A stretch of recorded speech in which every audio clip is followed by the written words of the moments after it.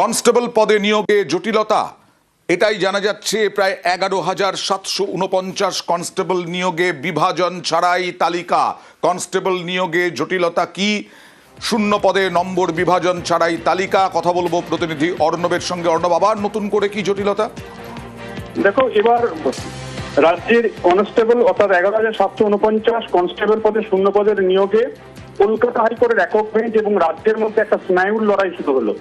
কারণ এর আগে 3রা ফেব্রুয়ারি কলকাতা হাইকোর্টের বিচারপতি সৌগত ভট্টাচার্য নির্দেশ দেন যে 7 দিনের মধ্যে এই কনস্টেবল নিয়োগের নম্বর বিভাজন সহ তালিকা প্রকাশ করতে, পাশাপাশি ক্যাটাগরি ভিত্তিক অর্থাৎ SC, ST, OBC A, OBC B কিনা বা আদার্স সিভিক ভলেন্টিয়ার কিনা বা এই ধরনের যে ক্যাটাগরি রয়েছে ক্যাটাগরিটাও নির্দিষ্ট করে উল্লেখ করতে হবে 7 দিনের মধ্যে। রাজ্য সেই নির্দেশ পালন তো করেনি, উল্টে ডিভিশন বেঞ্চে মামলা নিয়ে গিয়েছে। আজকে নতুন করে আর এক রাউন্ড মামলা হয়। সেই মামলাতে বিচারপতি সৌগত ভট্টাচার্যের বেঞ্চে রাজ্যের তরফে জানানো হয় ইতিমধ্যেই সিঙ্গেল বেঞ্চের নির্দেশ চ্যালেঞ্জ করে তার ডিভিশন বেঞ্চে গেছে।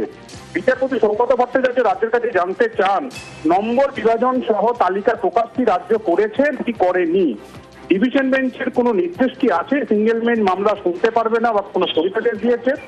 এক্ষেত্রে আদালত জানতে পারে শুনানি থেকে যে এরকম কোনো নির্দেশ ডিভিশন বেঞ্চ দেয়নি।